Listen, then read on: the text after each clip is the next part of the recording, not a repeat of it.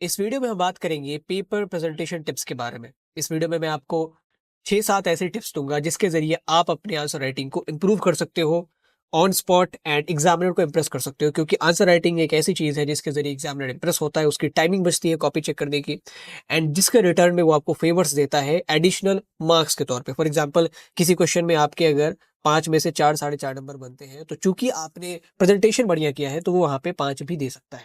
So this skill is very important. तो इस video के पहले पार्ट में हम लोग उन टिप्स को देखेंगे और दूसरे पार्ट में मैं आपको बताऊंगा कि क्लास 12 हिस्ट्री के 3 मार्कर्स को और 8 मार्कर्स को आप कैसे एक बेहतर तरीके से लिख सकते हो। What should be the pattern of writing 3 markers and 8 markers.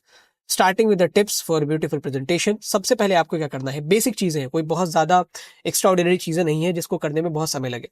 आप जब क्वेश्चन का आंसर लिखना शुरू करते हो, जिस सेक्शन से आप शुरू करते हो सेक्शन का सबसे पहले नाम, section A B C D, section A and उसके अंदर सेक्शन ए के सारे कंटेंट। फिर जब आपने सेक्शन सी का कंटेंट लिखना शुरू किया तो सेक्शन सी, ऐसा नहीं कि बी और सी दोनों के कंटेंट को एक ही साथ लिख रहा मिक्स करके, ऐसा नहीं करना। सेक्शन वाइज हमें हमेशा पेपर अटेम्प्ट करना, चाहे वो पहले एमसीक्यू अटेम्प्ट करें या हम लोग पहले 8 मार्कर्स अटेम्प्ट करें। उसके बाद जो दूसरी टिप है that is to leave margin on the left side of point. ये बहुत इंपॉर्टेंट है एग्जामिनर का समय बचाने के लिए। होता क्या है, बहुत बच्चे क्या करते हैं, जैसे आपके पास 2 लाइंस होती है, एक इधर और एक इधर, ठीक है, और बच्चे यहाँ पे उन्होंने क्वेश्चन का नंबर लिखा, क्वेश्चन नंबर 1, और यहाँ से पॉइंट्स लिखना शुरू करते हैं, रोमन में ऐसे करके पॉइंट्स लिखते जाते हैं। ये चीज आपको नहीं करनी है। आपको हमेशा पॉइंट्स अपने अंदर लिखने हैं और अंदर भी थोड़ा सा डिस्टेंस देंगे। जैसे इस बच्चे ने, ये एक हमारी आंसर राइटिंग स्टूडेंट थी, यहाँ पे क्वेश्चन का इंट्रो लिखा है, उसके बाद हेडिंग के अंदर 2 पॉइंट्स लिखे और पॉइंट्स को हेडिंग के बाद फिर लेफ्ट साइड में आप देखो तो अच्छी खासी मार्जिन इसने छोड़ी है। इससे क्या होता है, एग्जामिनर को क्लैरिटी मिल गई कि ओके बिफोर पार्टीशन की बात हो रही है या आफ्टर पार्टीशन की बात हो रही है। इसमें ये 4 पॉइंट्स है और इसमें 2 पॉइंट है। तो आपको हमेशा मार्जिन छोड़ने हैं, ठीक है, और कोशिश करिएगा कि ये जो लेफ्ट साइड में आपकी मार्जिन होती है, लाइन होता है, इस लाइन के इस पर आप पॉइंटर्स ना लिखें, क्योंकि अगर आप इस साइड नंबर्स वगैरह लिखोगे तो एग्जामिनर कंफ्यूज हो जाएगा कि आखिर किस क्वेश्चन का आंसर लिख रहे हैं। इस साइड केवल आपके क्वेश्चन का नंबर होना चाहिए और कुछ भी नहीं होना चाहिए। जो भी पॉइंट्स या bullet points, Roman number, alphabet वगैरह लिखेंगे वो सब अपन अंदर आके लिखेंगे एंड उसमें भी स्पेस छोड़ के। वो आप 3 मार्कर देखेंगे जब मैं उसको अटेम्प्ट करके दिखाऊंगा, या 8 मार्कर में। उसके बाद जो तीसरी टिप है that is avoid using standard numerals for the point. जैसे आपने पॉइंटर्स के लिए भी 1 2 3 4 ये लिखा, ऐसा नहीं लिखना है, क्योंकि आपके क्वेश्चन का भी जो नंबरिंग है वो स्टैंडर्ड न्यूमेरिकल से है, ठीक है। तो आपको या तो यहाँ पे रोमन नंबर्स यूज करने हैं, यू कैन यूज इधर रोमन नंबर्स, या आप यूज कर सकते हैं अल्फाबेट्स। शुरुआत में आप प्रेफर करें इन दोनों को, क्योंकि इन दोनों, ये दोनों जो है ना काउंटेबल है, और जो काउंटेबल होते हैं तो एग्जामिनर के दिमाग में भी आता है कि ओके इसने 4 पॉइंट लिखे हैं, 5 पॉइंट लिखे हैं। और अगर इन दोनों को आप नहीं लिख पाते, इसमें कंफर्टेबल नहीं है, then you should use star या बुलेट पॉइंट्स यूज करें या एरो यूज करें। First you should prefer this, क्योंकि इससे जो है काउंटेबिलिटी बढ़ती है। जैसे इस स्टूडेंट ने अगर बात करें तो यहाँ पे क्वेश्चन का नंबर है 2 और इसने रोमन पॉइंट्स में, रोमन नंबर्स में अपने पॉइंट्स लिखे हैं। हालांकि इसने भी गड़बड़ी की है, इसने इस तरफ लिखे हैं। Ideally you should write on the right of this paper, ठीक है, और स्पेस छोड़ो और उसके बाद लिखना शुरू करो, ठीक है। और जैसे जैसे लिखोगे उसी लाइन में लिखो। जैसे आपने फॉर एग्जाम्पल यहाँ अंदर लिखा 1 और यहाँ से आपका पॉइंट शुरू होता है, तो आप नीचे भी यहीं से शुरू करोगे, ठीक है, और उसके नीचे भी यहीं से शुरू करोगे। पेजेस बचा के आपको कुछ करना नहीं है, क्योंकि ना तो आपको पैसा लगना है, और ये पेजेस जब आपकी कॉपी चेक हो जाएगी तो ऐसे ही रद्दी के भाव बिक जाया करते हैं। उसके बाद जो चौथी टिप है that is to leave spaces between flow charts and headings. जैसे आपने इस स्टूडेंट को देखा होगा, तो इस स्टूडेंट ने ना बहुत अच्छी स्पेसिंग की थी, हर एक पॉइंट के बाद एक लाइन छोड़ता था, उसके बाद लिखता था। ऐसे ही अगर आप फ्लो चार्ट बनाते हैं तो एटलीस्ट 2 लाइन ऊपर और 2 लाइन नीचे छोड़ेंगे। अगर टाइमलाइन बनाते हैं तो एटलीस्ट 2 लाइन ऊपर और 2 लाइन नीचे छोड़ेंगे। इन स्पेसेस को छोड़ने से क्या होता है, खिचड़ी नहीं बनती है, एग्जामिनर कंफ्यूज नहीं होता। Okay, so you should implement this also. उसके बाद आपको कोई कलरिंग नहीं करनी है। बहुत बच्चे कहते हैं कि कौन सा पेन लेके जाए, या तो ब्लैक लेके जाओ या ब्लू लेके जाओ, उसके साथ पेंसिल लेके जाओ, क्योंकि इसके 2 कारण है। कलरिंग करोगे तो ये डिस्ट्रैक्ट करता है एग्जामिनर को और कॉपी आपकी भद्दी लगने लगती है। और इसके अलावा आपके पास उतना टाइम नहीं है कि आप अलग अलग कलर्स के जो पेन है वो यूज कर सको एक ही एग्जाम में। तो आप एक ब्लू या ब्लैक पेन उठा लोगे, ठीक है, और अंडरलाइन करने के लिए आप पेंसिल का इस्तेमाल करोगे। ये चीज आपको हमेशा करनी है। अंडरलाइन कभी भी आप पेन से मत करना, क्योंकि आप किसी वर्ड को अगर अंडरलाइन करते हो एंड फॉर एग्जांपल आपने पेन चला दिया, और कई बच्चों की आदत होती है कि वो क्रॉस अंडरलाइनिंग कर देते हैं, तो ये तो वर्ड आपका कट गया ना, यहाँ पे ओवर राइटिंग करनी पड़ेगी। और अगर आप पेंसिल रबर लेके जाते हो तो इनकेस ओवर राइटिंग होती भी है तो भी आपके पास उसको मिटाने का ऑप्शन है। उसके बाद जो अगली टिप है दैट इज वेरी इंपॉर्टेंट, और इससे भी इम्पैक्ट पड़ता है।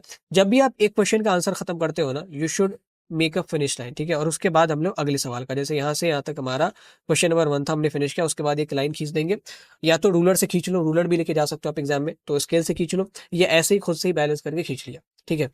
और उसके बाद अपन दूसरा क्वेश्चन स्टार्ट करेंगे। इससे क्या होता है, एग्जामिनर को एक क्लैरिटी मिलती है कि ओके यहाँ पे इसका ये खत्म हुआ, सारी चीजें एक बार इसने देख ली और इस हिसाब से आपको नंबर्स दे दिए, ठीक है। उसके बाद दूसरा सवाल, यही पैटर्न फॉलो होता है। So these are some of the beautiful presentation tips, जिसको अगर आप फॉलो करते हैं तो आपके आंसर राइटिंग स्टाइल में इंप्रूवमेंट होगी। अब आंसर राइटिंग के बारे में थोड़ा सा जान लेते हैं कि हमारे पास जो सब्जेक्टिव क्वेश्चन है, जैसे 3 मार्कर हो गया या 8 मार्कर हो गया, इसको हमें बेस्ट मैनर में कैसे अटेम्प्ट करना है। तो सबसे पहले लेते हैं 3 marker, describe any 3 features of the permanent settlement system, ठीक है। सबसे पहले हमें क्या करना है, इसका एक छोटा सा इंट्रो लिखना है। बहुत बच्चे 3 मार्कर में इंट्रो नहीं लिखते हैं, बट आपको लिखना है, क्योंकि आपको भीड़ से हमेशा अलग खड़ा होना है। इंट्रो में आप क्या लिखोगे, आपके जो क्वेश्चन का सब्जेक्ट है that is permanent settlement system, इसके बारे में कोई फैक्ट बता दिया, ठीक है। तो फैक्ट में आप कैसे लिख सकते हो कि ये जो सिस्टम था that was introduced by Charles Cornwallis in 1793। अगर आपको डेट पता है, अगर आपको पर्सनालिटी का नाम पता है, तो उसको इंट्रो में जरूर मेंशन करो, और जब उसे मेंशन करते हो तो उसको अंडरलाइन जरूर करो। अगेन अंडरलाइनिंग आपको पेंसिल से करनी है। हमेशा डेट्स को, चाहे आप इंट्रो में मेंशन कर रहे हैं या मेन बॉडी में मेंशन कर रहे हैं, कंक्लूजन में मेंशन कर रहे हैं, उसको अंडरलाइन जरूर करो। डेट बहुत बच्चे याद नहीं रखते हैं, इसीलिए अगर आपको याद है, make sure you underline it. And आपके जितने भी इंपॉर्टेंट डेट्स हैं उनकी पीडीएफ भी मैंने कंपाइल करके डिस्क्रिप्शन बॉक्स में लिंक डाल दिया है, वहां से आप जो है पीडीएफ्स डाउनलोड कर सकते हैं, डेट्स के, मैप्स के, इमेजेस के, and even this answer writing presentation PPT, you can also download it. हमने जब इंट्रो बना दिया, उसके बाद हमारे पास मेन बॉडी फॉर्म करना होता है। तो बहुत बच्चे डायरेक्ट पॉइंट्स लिखना शुरू करेंगे, आपको पॉइंट्स नहीं लिखना है, आपको हेडिंग बनानी है। ये जो एक्स्ट्रा एफर्ट्स है ना, इसमें टाइम बिल्कुल नहीं लगता, लेकिन ये आपको स्टैंड आउट कर देता है, एग्जामिनर का काम आसान कर देता है। जैसे इसमें हमें फीचर बताने हैं, तो हमारे पास ये ऑप्शन था कि हम लोग सीधे फीचर बता देते हैं, बट हमने एक फीचर की हेडिंग लगा दी, features of permanent settlement system, या डायरेक्ट फीचर भी लिखते हैं तो भी चलता, ठीक है। इसको आप ऐसे बड़े बॉक्स से या स्टार से ऐसे बना सकते हो, ठीक है, हेडिंग को। एंड उसके बाद आप 3 फीचर्स, चूंकि यहाँ पे 3 ही फीचर्स मेंशन्ड थे तो आप 3 लिखेंगे। और अगर डायरेक्ट ये लिखा होता कि describe features of permanent settlement system, और ये 3 मार्कर में होता, तो आपको 4 पॉइंट लिखने होते हैं। आइडियली 4 पॉइंट, बहुत से बहुत लिखना है तो 5 पॉइंट, उससे ज्यादा नहीं। So this is the way you should write.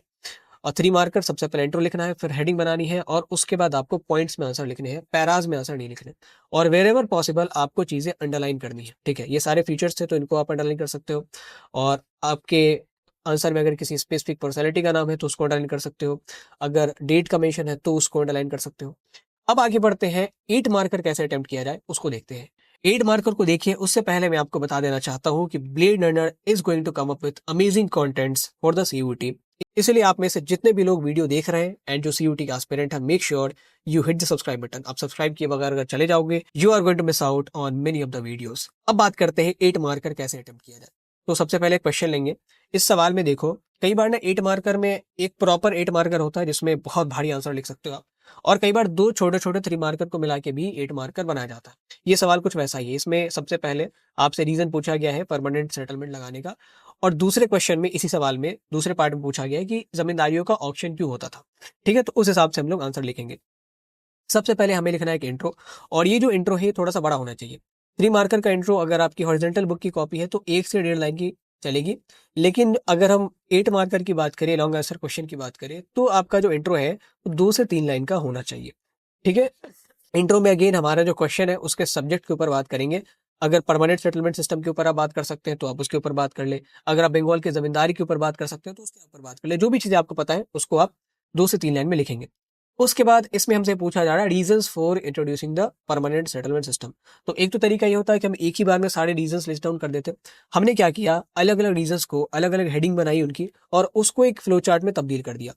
कुछ रीजंस है, एग्रीकल्चर और प्रोडक्टिविटी में कुछ पॉइंट आ जाएंगे, फिर अकाल भी एक रीजन था, इसके अंदर भी 2-3 पॉइंट आ जाएंगे, लो लैंड रेवेन्यू भी एक रीजन था, इसके अंदर भी 2-3 पॉइंट आ जाएंगे, इम्पेटस फॉर इन्वेस्टमेंट, जो इंकरेजमेंट देना था इन्वेस्टमेंट के लिए, उसके अंदर भी 2-3-4 पॉइंट आ जाएंगे। तो इन सबको मैंने अलग अलग हेडिंग में तब्दील किया, और इसकी एक फ्लो चार्ट बना ली with the title reason behind implementation of permanent settlement, या सिर्फ आप रीजन लिख के भी काम चला सकते हैं।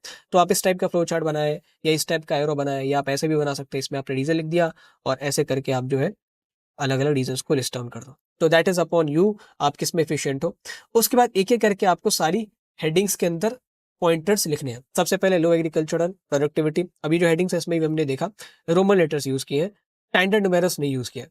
उसके बाद जो 3 पॉइंट्स हैं एबीसी में, यहाँ पे मैंने इसको लिस्ट किया है, अगर आप चाहे तो पॉइंटर बुलेट पॉइंट्स यूज कर सकते हैं, एरो यूज कर सकते हैं। इसका एबीसी लिखने का मकसद मेरा ये है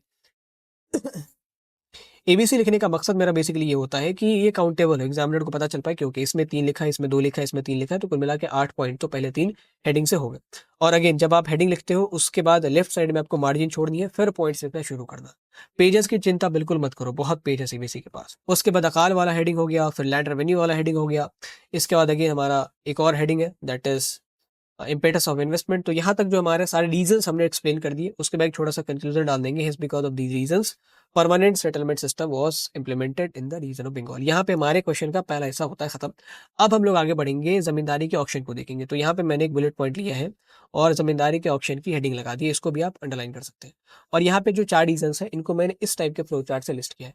अब इन रीजंस के अंदर मैं इनको थोड़ा एलैबोरेट करूंगा और एक आध दो पॉइंट लिखूंगा सामने। तो यहाँ पे आप देख सकते हैं सनसेट लॉ को यहाँ पे एक्सप्लेन किया है। रेवेन्यू डिमांड बहुत हाई था, क्योंकि यहाँ पे डेट मेंशन है तो आपको इसको अंडरलाइन करना है। Land revenue was the major source, एक फीचर है तो इसको भी आप अंडरलाइन कर सकते हैं। फॉर ईआईसी ईस्टेड कंपनी, तो इसको भी आप अंडरलाइन कर सकते हैं। तो इसके बाद इस ऑप्शन के रीजन के आखिरी पॉइंट को यहाँ पे समअप करते हैं एंड समअप करेंगे लास्ट में कंक्लूजन के साथ। Due to these reasons zamindari of Bengal were being auction, या कंक्लूजन में आप इसके बाद की भी चीजों का थोड़ा सा ब्यौरा दे सकते हो। So that's upon you. जैसे हमसे पूछा गया सॉल्ट सत्याग्रह के बारे में, तो थोड़ा सा आगे बता देंगे कि सॉल्ट सत्याग्रह के बाद डायलॉग्स का सिलसिला शुरू हुआ और कॉन्फ्रेंसेस शुरू हुए, पैक्ट शुरू हुए। So this is the way you should attempt 8 marker. एक बार हम लोग समराइज कर लेते हैं कि 8 मार्कर आखिर अटेम्प्ट कैसे करना है। सबसे पहले आपको लिखना है एक छोटा सा इंट्रो, छोटा नहीं बड़ा सा, 3 मार्कर से बड़ा सा, 2 से 3 लाइन का इंट्रो होना चाहिए हॉरिजॉन्टल कॉपी पे। उसके बाद आपको बनाना है फ्लो चार्ट, या अगर आपके क्वेश्चन में टाइमलाइन बन सकता है तो आप टाइमलाइन भी बनाएं। फॉर एग्जाम्पल अगर मुझसे ये पूछा गया कि गांधी जी जब साउथ अफ्रीका में थे उस बीच क्या क्या डेवलपमेंट हुए इंडिया में, तो पॉइंट्स को एक्सप्लेन करने से पहले मैं ना टाइमलाइन बना लूंगा। 1905 में बंगाल का बंटवारा हुआ, उसके बाद स्वदेशी मूवमेंट होता है, ठीक है, उसके बाद जो मुस्लिम लीग भी आ जाती है, उसके बाद सूरत स्प्लिट जिसका जिक्र मैंने वन शॉट में किया है वो होता है, ठीक है। सो एक टाइमलाइन अगर आप बना सको, जहां भी वेर एवर पॉसिबल आप एक टाइमलाइन बनाना, उसका फॉर्मेट आप ऐसे ही रखना, एक लाइन खींच लेना और इस तरीके से आप टाइमलाइन बना सकते हो। ओके, उसके बाद what you have to do, headings बनाने हैं।